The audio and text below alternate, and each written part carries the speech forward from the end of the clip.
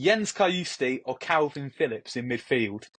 Jens Cajuste, 100%. He was, for my money, aside from Amari Hutchinson, one of the best players on the pitch against Tottenham.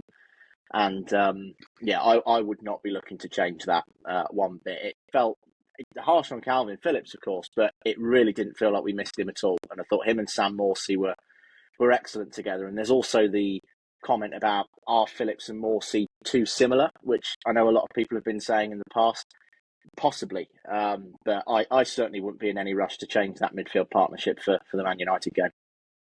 And it's nice, really, isn't it, to be blessed to be sitting here talking about this, because a few weeks ago when we weren't winning games, we weren't picking up points, you started to look at the midfield. A lot of people said that defence wasn't having enough protection from its midfield. And now we're having this conversation where we're saying we've actually got two really good midfielders in contention to battle with Sam Morsy. Jens Cajuste is obviously a young player, but he's a player that, if we do stay up, it's widely reported that there's a clause in his contract to stay with us. So should we be giving him more minutes over Kalvin Phillips on the basis that he could be our player?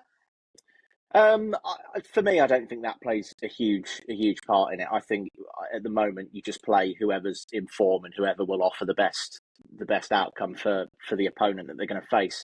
And for me, at the moment, based on what I've mentioned previously about his recent form, particularly against Tottenham, it would be Jens for me.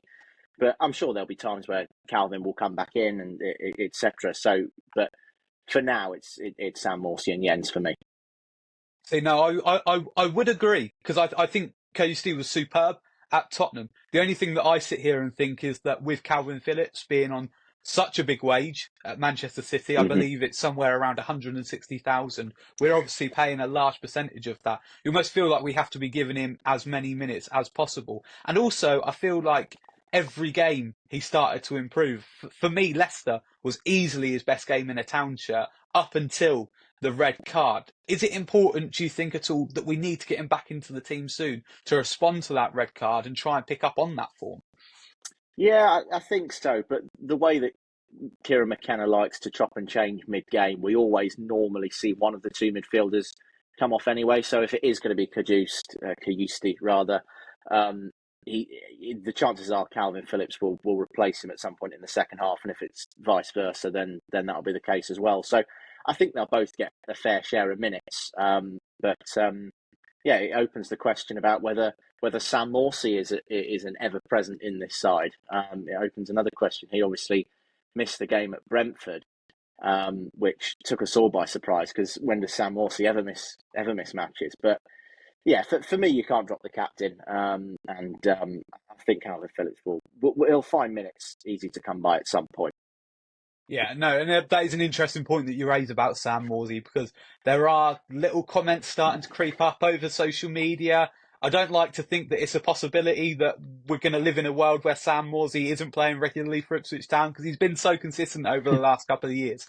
And today, this season, he's continued that. But I think maybe over the next couple of years, we're going to have to start bracing ourselves for that transition, for a new stalwart in the midfield and somebody that's going to be playing every week that perhaps isn't Sam Morsy. But I don't think we're quite at that stage yet. Possibly towards the end of the season, it remains to be seen, but hopefully not.